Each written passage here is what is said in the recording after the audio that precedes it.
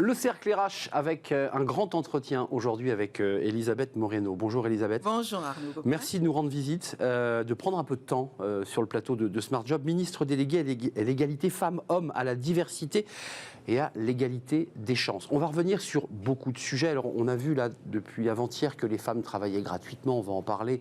C'est évidemment les... Hier, 9h22, les femmes travaillent gratuitement jusqu'à la fin de l'année, symboliquement évidemment, mais en comparaison avec les hommes, oui effectivement, c'est une situation absolument catastrophique et insupportable. Alors on reviendra d'ailleurs, si vous voulez, on peut commencer tout de suite par le sujet. Je voulais qu'on parle un peu de vous parce que votre parcours est exemplaire et je pense qu'il incarne la méritocratie républicaine et cette fois-ci l'expression n'est pas dévoyée. On va parler de vous, mais vu qu'on est sur l'égalité et l'écart de salaire, il y a un vrai débat de chiffres.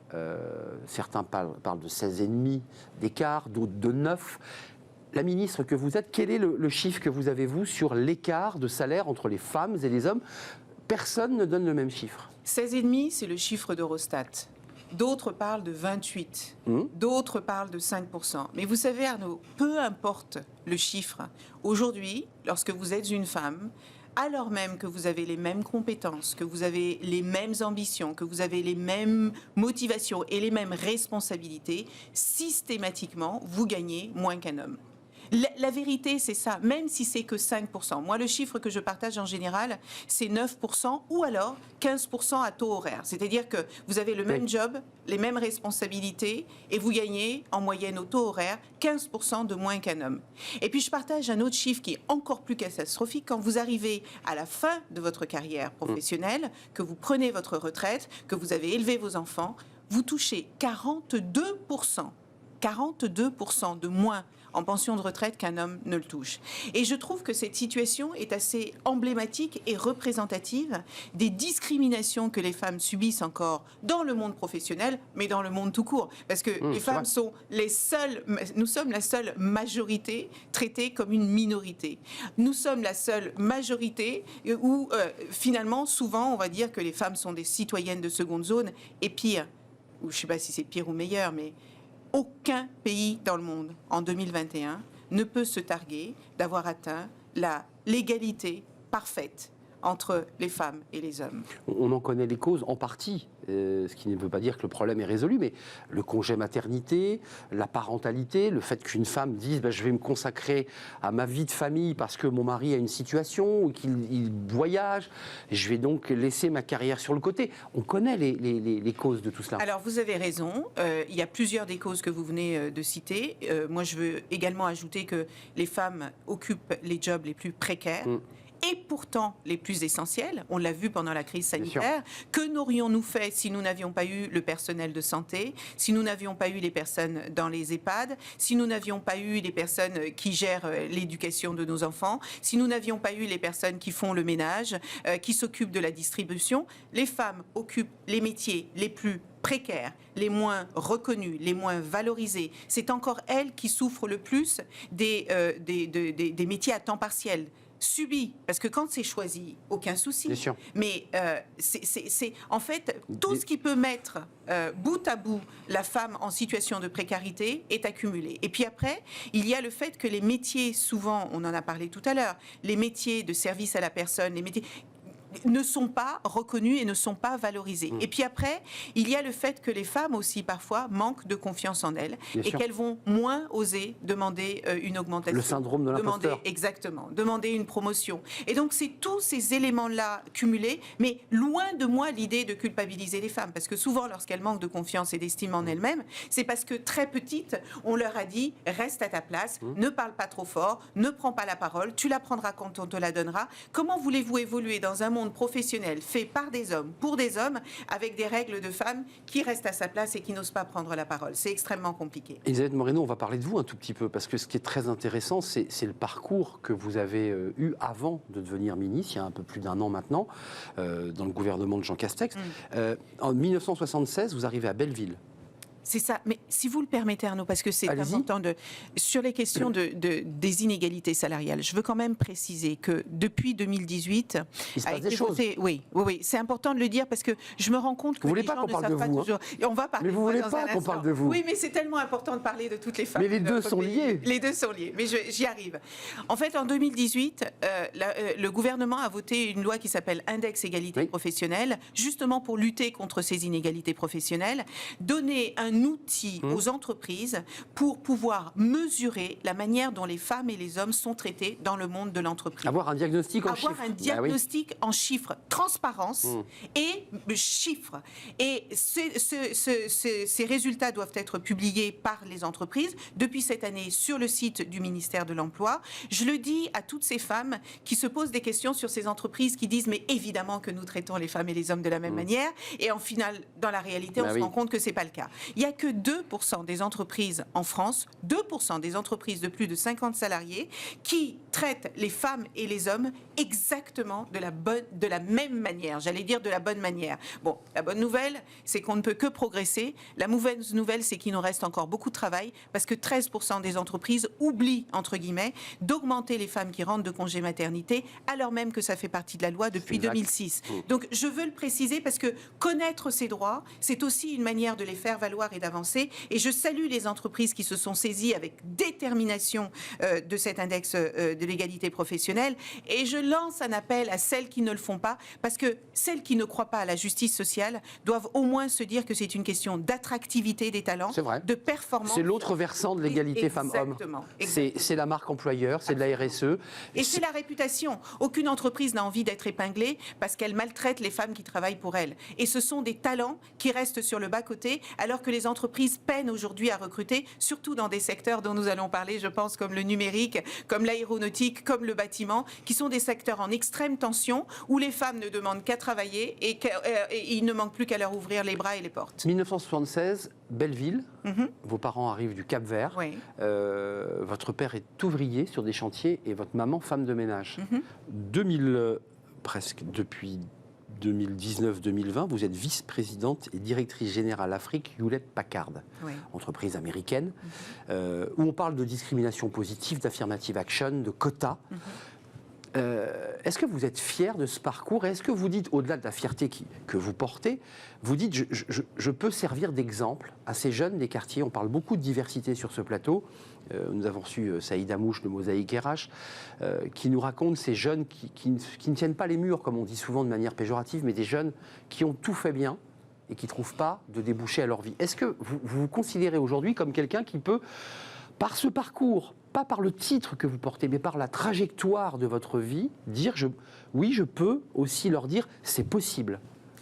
Alors d'abord, je vais commencer par saluer Saïd Amouche, Moussa Camara, Anthony Babkin, parce que vous savez, des modèles comme moi, il y en a pléthore. Il y a des... Non, je vous assure. Il n'y avait qu'une vice-présidente de Hewlett-Packard. Ok, mais des personnes qui ont d'autres parcours. Il y a des milliers de jeunes issus de la diversité, dont les parents sont issus de l'immigration, qui ont fait un parcours remarquable, mais qu'on ne connaît pas. Double discrimination sociale et ethnique, si je m'autorise. Sociale et ethnique. C'est-à-dire que votre père est ouvrier, on vous dit, allez donc passer un CAP, Madame Moreno. Absolument. C'est ce qu'on vous dit. C'est pour ça que ça me fend le cœur quand on dit que la France aujourd'hui... L'OCDE a fait une statistique qui dit que pour sortir de la pauvreté aujourd'hui, il faut 6 générations, 180 ans. Bon, moi, j'ai la chance de l'avoir fait en une génération. Ça demande énormément de travail, énormément de résilience, énormément de courage et d'abnégation. Alors, évidemment, quand on regarde le parcours d'une enfant d'immigrés, de parents illettrés, qui devient...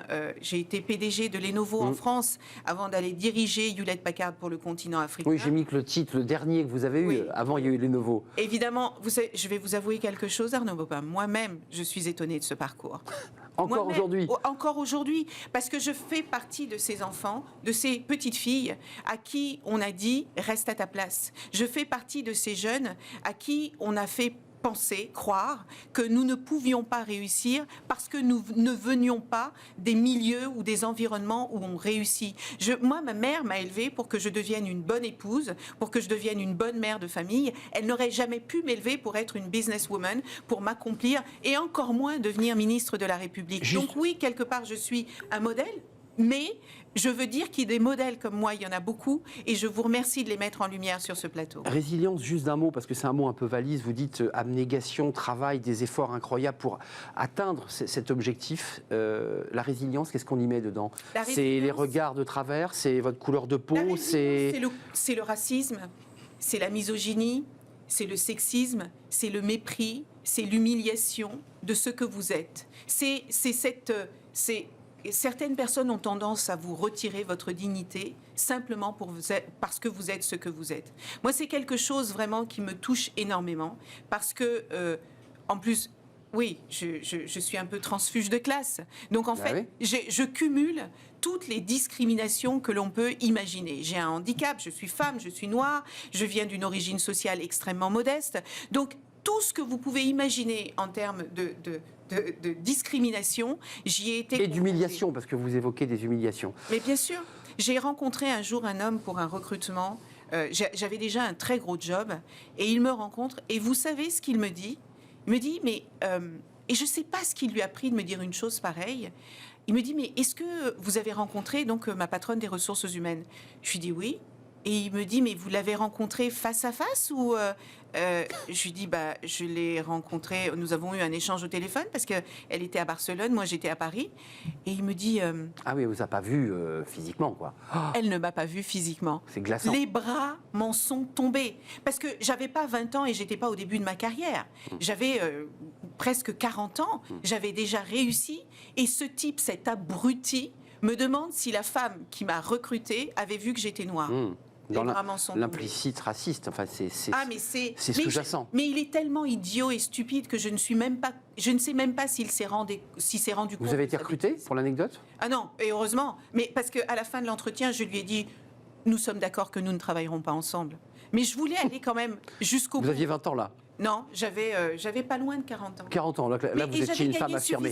En fait, j'avais gagné suffisamment de confiance en moi pour pouvoir lui Pas facile à dire ça. Hein. Ah, mais il faut pouvoir se le permettre. D'abord, il ne faut pas avoir peur, il faut pouvoir avoir le choix, parce que souvent, vous ne dénoncez pas les discriminations parce que vous avez honte, parce que vous avez peur. Vous vous rendez compte, vous êtes discriminé.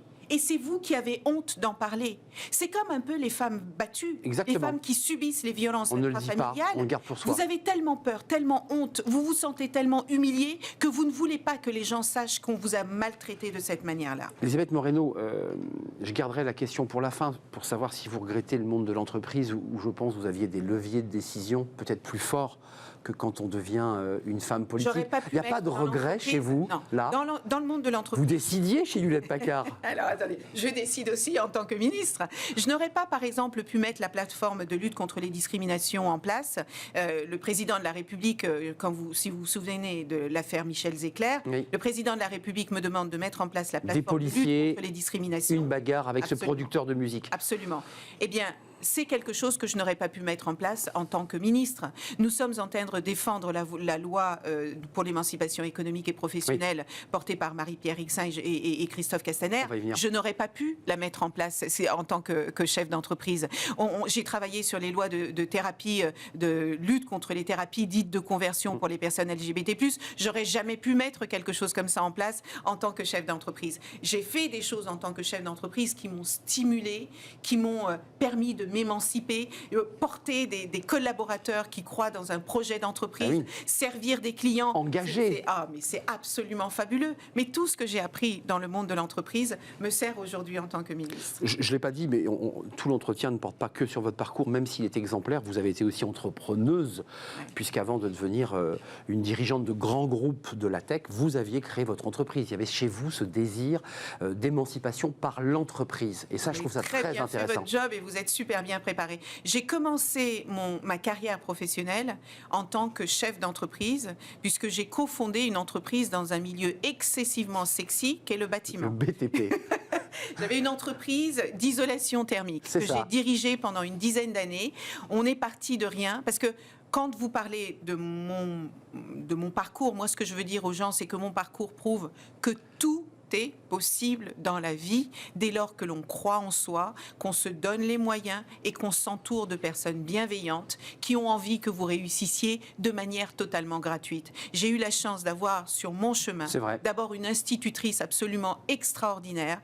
Quand je suis arrivée, que je ne parlais pas le français, que j'étais complètement larguée, elle m'a prise sous son aile et c'est grâce à cette femme que je suis devenue ce que je suis aujourd'hui, de la même manière que dans le monde de l'entreprise. Vous aviez 6 ans, c'était le CP. J'avais 6 ans, absolument. Et de la même manière que dans le monde de l'entreprise, j'ai croisé des hommes, parce que j'ai été que dans des environnements très masculins, le bâtiment et puis le monde de la tech, des hommes qui m'ont mentoré, qui m'ont coaché, qui ont cru en moi plus que je ne croyais en moi-même. Et c'est ça aussi, la réussite, personne ne réussit seul. Absolument personne. Et ces personnes, je leur dois ce que je suis aujourd'hui. Et j'ai une immense reconnaissance pour toutes ces personnes qui tendent la main et qui font du mentorat, qui font du coaching, rien que parce qu'ils ont envie que quelqu'un d'autre réussisse. Alors on est partenaire d'un jeune, une solution dans lequel vous êtes implémenté aussi par cette question de l'égalité femmes-hommes. Et on a beaucoup parlé cette semaine du mentorat avec Thibaut Guilluy. Une question un peu plus politique autour de cette égalité. Il y a un vrai débat en France par notre modèle. Vous qui avez eu un pied finalement en Afrique, dans une entreprise américaine, avec, j'irais, sa culture.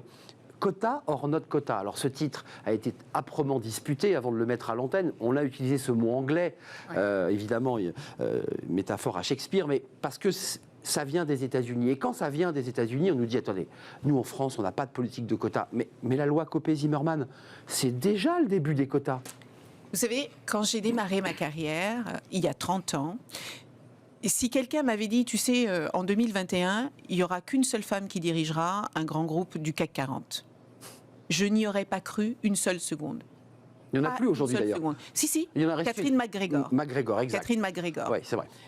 Sophie Bellon dirige Sodexo, mais c'est autre chose. Mais enfin, c'est ridicule. Les femmes dirigent le monde, les femmes dirigent les grandes organisations internationales. Qu'est-ce qui fait qu'en France, en 2021, alors que les femmes sont aussi formées, aussi diplômées, parfois plus, aussi compétentes, aussi motivées, qu'est-ce qui fait qu'elles soient encore confrontés à ce plafond de verre, parfois même je dis plafond de béton, parce que le plafond de verre, vous voyez ce qu'il y a au-dessus. Le plafond de béton, vous n'imaginez même pas. Il n'y a pas d'horizon. Voilà, il n'y a même pas d'horizon. Oui. Ça veut dire qu'on est encore confronté dans notre pays à tellement de préjugés sexistes, à tellement de stéréotypes que les femmes peinent encore à réussir. Vous savez qu'il n'y a que 3% des fonds d'investissement, des grands fonds d'investissement de la place de Paris qui sont fléchés vers les entreprises portées par des femmes. Est-ce que vous savez que les femmes ont 30% de chances de moins qu'un homme à projet identique d'obtenir un financement pour leur entreprise? Et c'est pour ça que je salue Marie-Pierre Rixain dans cette initiative de dire il faut que les entreprises portées par des femmes soient davantage financées. Il y a des injustices et des inégalités aujourd'hui qu'on ne peut pas expliquer. Quota or not quota? Lorsque j'ai démarré ma carrière, j'aurais trouvé ça humiliant d'être recrutée pour cocher une case. Humiliant. Beaucoup de femmes le disent sur ce plateau, d'ailleurs, récemment. C'est une vérité. Mais pour qui on nous prend? Personne n'aime être recruté pour cocher une case d'un quota. On aime être recruté pour nos compétences, pour notre combativité, pour notre créativité, mais certainement pas pour dire c'est bon, j'ai une femme noire dans mon équipe ou j'ai une personne en situation de handicap. Mais encore une fois, les chiffres parlent d'eux-mêmes. Vous prenez la loi Copé-Zimmermann, on est passé en 10 ans, seulement en 10 ans, on est passé de 9 à 45% de femmes dans les conseils d'administration. Si on ne met pas en place des quotas, ça va nous prendre encore des décennies avant que les femmes n'arrivent à la place qu'elles méritent. On n'est pas en train de leur faire la charité, c'est pas par pitié, c'est pas pour faire joli sur la photo, c'est encore une fois pour une question de performance et ce sont des cabinets extrêmement sérieux comme McKinsey, comme Deloitte, comme Price qui disent la mixité apporte davantage de performance. À un moment où on est en train de reconstruire notre économie, si on ne prend pas cela en considération, c'est qu'on n'a rien compris. Donc vous soutenez cette politique de quotas au nom d'une forme de pragmatisme, parce qu'après tout, s'il n'y a pas d'autre solution, il faut opter pour les quotas. Pragmatisme, réalisme, efficacité, intérêt économique national et intérêt économique pour les entreprises et attractivité des talents. Un tout petit mot sur la loi Rixain, votée au Sénat, parce qu'il y avait un débat sur le Sénat, les sénateurs ont validé. Néanmoins, petit bémol, ça ne concerne que les entreprises de plus de 1000 salariés, arrêtez-moi si je me trompe. On sait que le tissu économique français est quand même constitué d'entreprises de moins de 1000 salariés, de PME, de petites entreprises, des ETI, moins de 1000 salariés. Est-ce qu'il faut aller encore plus loin ? Est-ce qu'il y a encore une pierre à l'édifice ? Alors, je voudrais quand même préciser... vous voyez, l'article 7 de cette proposition de loi est celui qui a le plus fait parler parce que c'est l'article sur les quotas. Mais je voudrais vous parler de quelques autres articles de cette loi qui va répondre à la question que vous me posez. Les femmes qui sont victimes de violences, certaines d'entre elles aujourd'hui ne peuvent pas disposer de leur salaire. Oui, c'est un texte très large. Posé sur le compte en banque de monsieur qui ne donne à madame que l'argent qu'il estime devoir lui donner. Les femmes en situation de monoparentale, 85% des familles monoparentales en France sont portées par des femmes. 700 000 familles qui vivent sous le seuil de pauvreté. Ces femmes-là, si elles ne peuvent pas mettre leurs enfants en crèche, eh bien, elles ne peuvent pas travailler correctement, elles ne peuvent pas vivre normalement. Donc, qu'est-ce que nous faisons ? Non seulement nous avons créé ce service des pensions alimentaires pour permettre aux femmes de pouvoir percevoir leur pension alimentaire sans avoir à se battre avec leur partenaire. En passant par la CAF, si je ne m'abuse, c'est très important. Vous passez par la CAF qui vous paye la pension alimentaire qui a été décidée par le juge et la CAF se retourne vers le mauvais payeur parce que ce sont les enfants qui souffrent de cela, ce sont évidemment les femmes qui souffrent de cela. Donc, avoir des places de crèche dédiées pour les familles monoparentales, c'est également quelque chose de très important. Contenu dans le texte de Marie-Pierre Rixain. Contenu dans le texte de Marie-Pierre Rixain. Si vous prenez également le fait qu'on manque de viviers dans les métiers d'ingénierie, dans les métiers des sciences, des mathématiques, de la tech, que vous connaissez bien. Eh bien, encourager les jeunes filles à aller vers ces secteurs dès l'enseignement supérieur, c'est préparer les viviers, c'est leur ouvrir des opportunités professionnelles qu'elles ne saisissent pas aujourd'hui. Savez-vous qu'un métier sur 3 qui va être créé dans les 5 prochaines années aura une composante numérique ? Oui. Si les filles ne vont pas vers ces secteurs-là, on va avoir des algorithmes racistes, misogynes, sexistes. On l'a vu chez Amazon d'ailleurs. On l'a vu chez Amazon, on l'a vu chez Google, on l'a vu il y a longtemps chez IBM. C'est sérieux ce que vous dites là, parce que c'est vrai que l'algorithme fait par des hommes, des informaticiens hommes, forcément, ils sont traversés par leur subjectivité et leurs a priori, de fait. Moi, j'étais convaincue, quand je suis rentrée dans la tech il y a 20 ans, que ce serait un outil d'inclusion et de réduction des inégalités. Quand on a été confinés, je me suis rendu compte que les inégalités s'étaient largement creusées.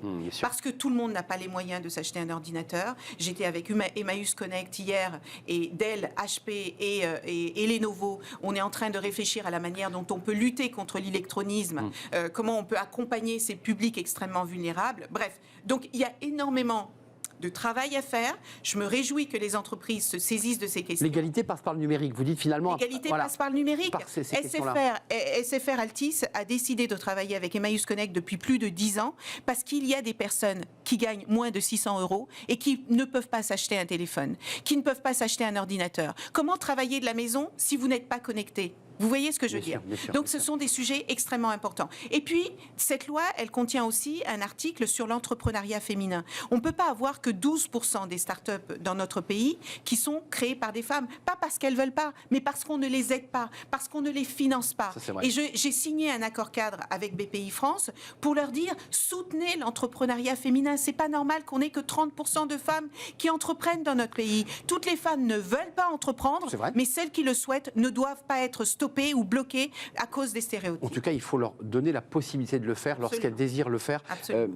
Avant de clore cet entretien, la loi Rixain, cette égalité salariale sur laquelle vous battez, parce que c'est important, est-ce que vous regardez comme tout être humain, mais aussi comme un ministre, votre avenir ? Est-ce que vous dites... J'aurais fait mon temps, comme on appelle ça, la société civile. Vous êtes un ministre de la société civile, vous avez apporté votre contribution.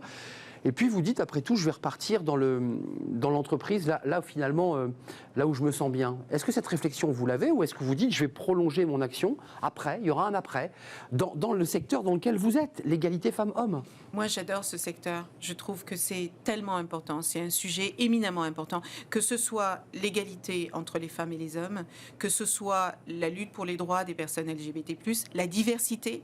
La diversité, c'est la pluralité de notre pays. Il y a 25 critères de discrimination prohibés dans la loi. Donc, vous et moi, nous pourrons être soit victimes, soit témoins à un moment ou un autre. C'est pour ça, d'ailleurs, que nous mettons en place l'index diversité dans quelques temps pour justement favoriser l'inclusion de toute la diversité sociale, handicap, genre, orientation sexuelle dans le monde de l'entreprise, parce que c'est vertueux, c'est un cercle vertueux. Vous savez, moi je suis rentrée dans ce gouvernement parce que l'égalité des chances, c'est toute ma vie. Donner la possibilité... C'est votre histoire. C'est mon histoire. Ah oui. Donner la possibilité à toutes les personnes qui souhaitent réussir, de réussir. Ce pays le permet. J'en suis un exemple. Nous sommes nombreux à être dans ce cas. Je suis rentrée dans ce gouvernement en juillet 2020. Ça fait 14 mois, 15 mois que j'y suis. Je ne sais pas ce que l'avenir me réserve. Ce que je sais, c'est que je mettrai toute mon énergie sur ces sujets, que je retourne dans le monde de l'entreprise ou que je continue en politique. Votre journée, c'est quoi là avant de nous quitter? Vous partez sur quoi là? Alors là, c'est quoi votre événement? On est en train de travailler ardemment sur le 25 novembre, qui est la journée mondiale de lutte contre les violences faites aux femmes. C'est la grande cause du quinquennat. Il y a 2 piliers pour traiter ce sujet. L'égalité professionnelle dont nous venons de parler, mais également éradiquer les violences faites aux femmes. Tous les 2 jours dans notre pays, une femme meurt sous les coups de son conjoint ou de son ex-conjoint parce qu'il estime que c'est son objet et que s'il ne lui appartient pas, elle n'a pas droit de vie. Ça, c'est un sujet qui me tient éminemment à cœur. Et l'égalité professionnelle, on n'en entend pas assez. Une femme prend son indépendance, peut aussi construire sa vie grâce à son emploi. Grâce au fait qu'elle travaille. Je disais que la libération des femmes passerait par leur émancipation économique et professionnelle. Bien je sûr. crois profondément. Évidemment, plus que jamais dans cette campagne présidentielle qui est déjà engagée. Merci Elisabeth Moreno, merci pour votre invitation. Pour cette sincérité et ce parcours aussi que vous incarnez et que vous nous avez présenté sur le plateau de Smart Job. Ministre délégué à l'égalité femmes-hommes, à la diversité et à l'égalité des chances. Toute votre vie, c'est votre combat. Merci de nous avoir rendu visite. On termine notre émission par fenêtre sur l'emploi. On accueille tout de suite notre invité.